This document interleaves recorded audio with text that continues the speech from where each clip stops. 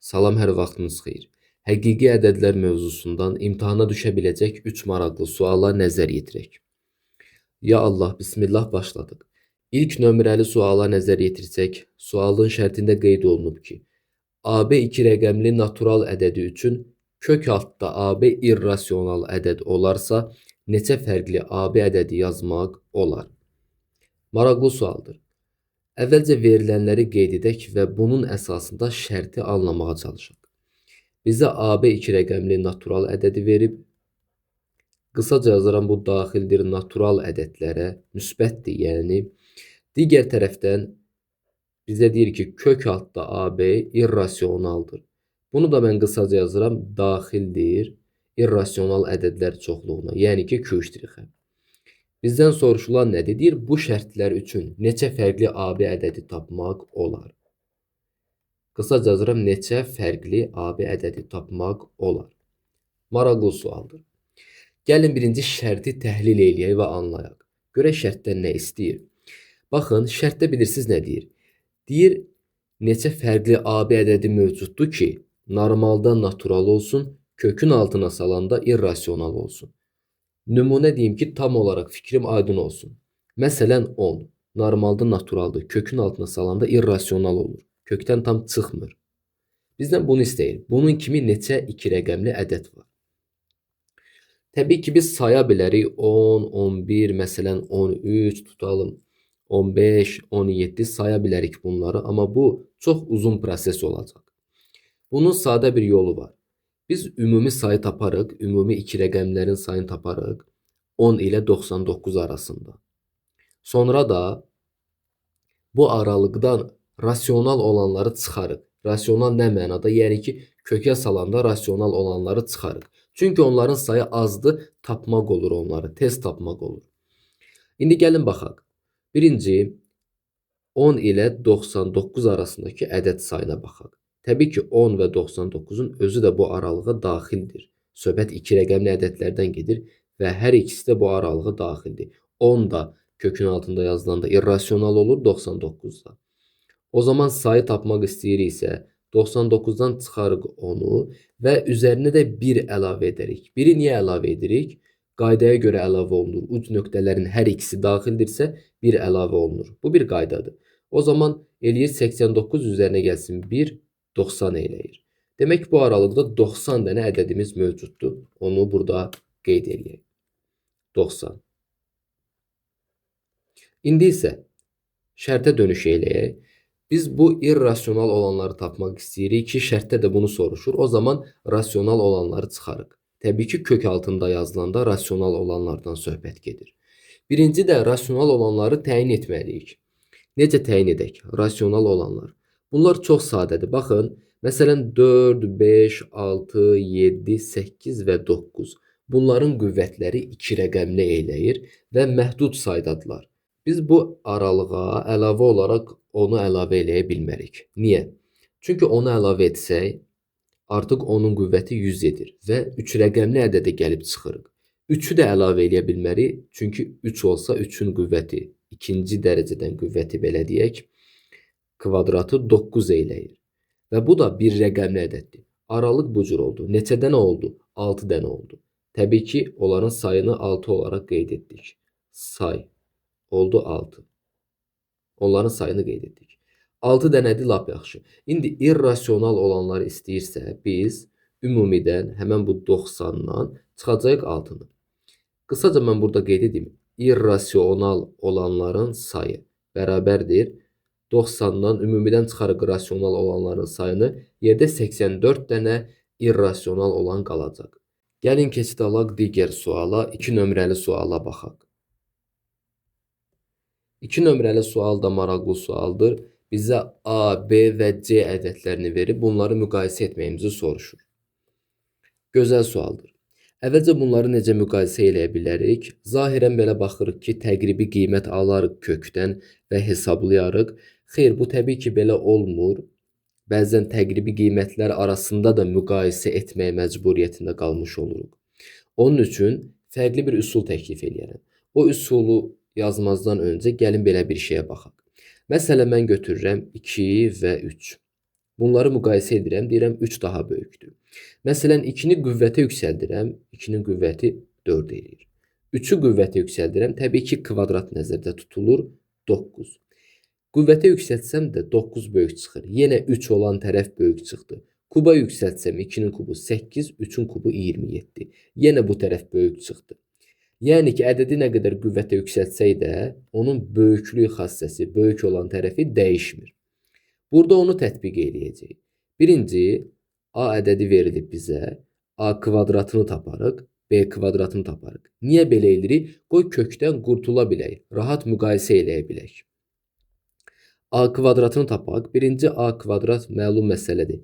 Müxtəsər vurma düsturu kimi olacaq. 3 kök 2 üzərinə gəlsin 3 kök 3 şəklindədir. Kvadratını tapmalıyıq. İndi rahatlıq olsun deyənə burada birinci bunu açsaq, sonra ümumi halını qeyd eləyərik. Olacaq birincinin kvadratı, yəni 9 vurulsun 2, 18 üzərinə gəlsin. İkincinin kvadratı 9 vur 3, 27. Bu belə, bu cəm 45 eləyir. Birbaşa bunun yerinə 45 yazaq. Bir də üzərinə gəlsin 2AB olacaq. 2 vur 3 kök 2 vur 3 kök 3. Bu da olacaq 18 kökdə 6. 18 kökdə 6. Demək A ədədinin kvadratı 45 üzərinə gəlsin 18 kökdə 6 kimi göstərildi. Gəlin birbaşa bunu burada elə qeyd eləyək. 45 üzərinə gəlsin 18 kökdə 6. Bunu qeyd etdik. İndi B-yə baxaq. Məlum məsələdir. B-nin kvadrata yüksəltsək, B-nin kvadratı eləyəcək demək. Kökdə 89'dur. Kök içsə sadəcə 89 qalacaq. 89. C kvadratını tapaq. Bu da rahatdır. 9,4'ü 9,4'ə vuraq. Demək bu hardasa 81 burada olacaq. 9, 36, 88 tam %36 eləyəcək. 88 tam %36 eləyər. Bunu da burada qeyd etdik. Rahatlıq olsun deyənə bunu da burada hesablamışıq. İndi artıq müqayisə apara bilərik. Birinci, biz B ilə C-ni müqayisə eləyə bilərik. Məlum məsələdir. Buradan da aydın görünür. B kvadrat böyükdür C kvadratdan. O zaman belə çıxır ki, B də C-dən böyükdür. Bu bir məsələ. Bunu tapmışıq. İndi qalıb A olan tərəf. A-nı da ya C ilə ya da B ilə müqayisə etməliyik. C-də biraz kəsir var. Bunu hələ ki saxlayaq. Rahat olsun deyənə B ilə müqayisə edək. Bəs yaxşı, B ilə necə müqayisə edə bilərik? Maraqlı sualdır da. Bunun da gözəl bir üsulu var.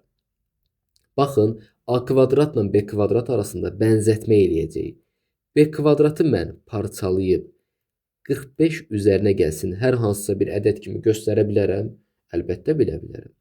Parçalasın bu eləyəcək 44. 45 plus 44. 44'ü də nəsə 18'ə bənzər bir şey kimi görüm göstərə bilirəmmi? Yəni mümkündürmü bunu eləmək? Buna baxaq. 44'ün də içində 2 vur 22 mövcuddur. Çox gözəl. O zaman hər ikisinin tərkibində 2 varsa, müqayisə prosesi biraz da rahatlaşacaq. Artıq müqayisə belə deyək də 2-dən keçəcək. Və 18'i yazıram 2 vur 9 kimi. 44'ü də 2 vur 22 kimi yazdım. Artıq 2'lər də eyniləşdi. Müqayisə qaldı 9 kök 6 ilə 22 arasında. Bu da artıq sadə bir şeydir. 9'u kökə salaq olacaq 81 vur 6. Yəni ki 6. Burada da demək 9 var. 54. 546 eləyir. Bunu bura qədər qeyd etdik. Üzr istəyirəm, 546 deyil. İndi artıq yalnızca qaldı 9 kök 6 ilə 22'ni müqayisə eləmək. İndi 9'u kökə salsam eləyəcək 81. 81'i də 6'ya vurum. Eləyəcək kökün altında 6 486.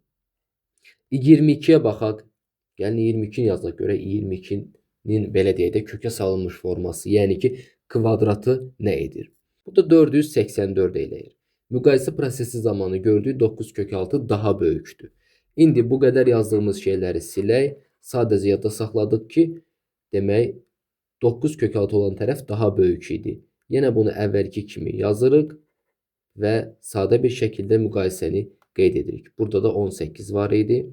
Burada da 44. Artıq bəlli oldu ki, A kvadratı böyükdür B kvadratından. Yəni ki, A böyükdür B-dən. B də C-dən böyük idi. O zaman belə yaza bilərik. C, B, A şəklində. C ən kiçikdir, B ortada duran, A isə ən böyüyüdür. Bu da maraqlı bir sual və onun həlli. Gözəl sual idi. İndi isə gəlin keçid alaq digər suala. 3 nömrəli sualla nəzər yetirsək, sualın şərtində bizə x ilə y-ın cəmini sıfırdan fərqli verib. Gəlin qeyd eləyək verilənlər sırasında. X ilə y-ın cəmi sıfırdan fərqlidir. Sonra isə soruşduğu ifadəyə baxaq. Təbii ki, burada qeyd edim, natural olmaqdan filandan hələ ki söhbət getmir. Heç bir şey qeyd olunmuyub. Sadəcə verir bizə 18 çıxılsın. Burada modulca x, üzərinə gəlsin ayrı bir modulda y. Məxrəcdə isə verilib 2 vurulsun. X ilə y-ın cəmi. Təbii ki, modul daxilində. Bu ifadənin ən böyük qiymətini bizdən soruşur. Bunu qeyd etdik, soruşduğu ifadə. İndi fikir verirsinizsə bizim ifadəmiz 18 çıxılsın bir kəsr şəklindədir. Yəni 18 çıx başqa bir kəsr. Bunun ən böyük qiyməti soruşulur. Baxın, 18-dən biz nə qədər kiçik ədədi çıxsaq, bir o qədər böyük ədəd alarıq. Qayda belədir. 18-dən nə qədər kiçik ədədi çıxsaq, bir o qədər böyük ədəd alarıq. Yəni ki, biz həmən bu kəsrin ən kiçik qiymətinə baxmalıyıq. Əla. Bəs yaxşı, kəsrin ən kiçik qiyməti nə zaman olur? Sürətinin ən kiçik qiymətində, məxrəcinin ən böyük qiymətində. Kəsrin qiyməti sürətlə düz, məxrəc ilə tərs mütənasib idi. Ona əsasən bunu demək olar. Demək, biz bu kəsrin ən kiçik qiymətini hesablamalıyıq. Nəticədə biz kəsrin ən kiçik qiymətinə baxarıq. Kəsri qeyd edirəm burada. X plus modulca y.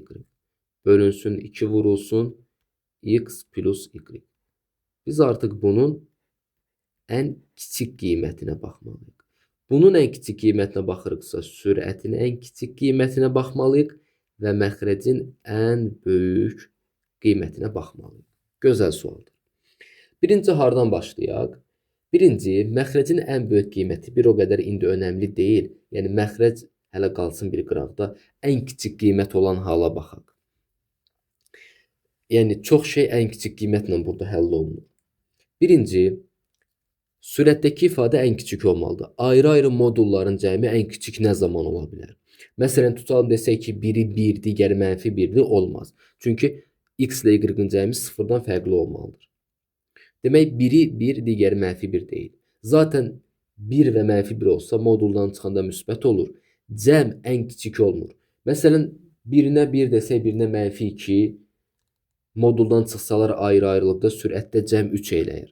Amma yeganə hal olaraq birinə 1, digərinə 0 desək 2 deyə bilərik. Burada elə bir zərurət yoxdur. Deyə biləriksə 1 və 0-ın moduldan çıxdıqdan sonra cəmi 1 eləyir.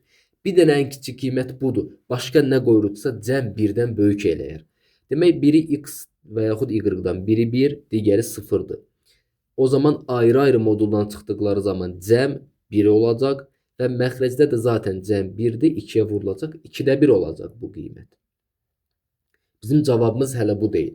İndi biz bu ifadənin ən böyük qiymətini tapmalıyıqsa, 18-dən çıxarıq tapdığımız ən kiçik qiyməti. 2-də 1-i. 18-dən 2-də 1 çıxsaq 17,5 eləyir. Bitdi. Bu da maraqlı bir sualın izahı. Beləliklə videomuzun sonuna gəldik. Sizlərə dəstək olmağa çalışdıq. Sizlərə uğurlar arzu edirik.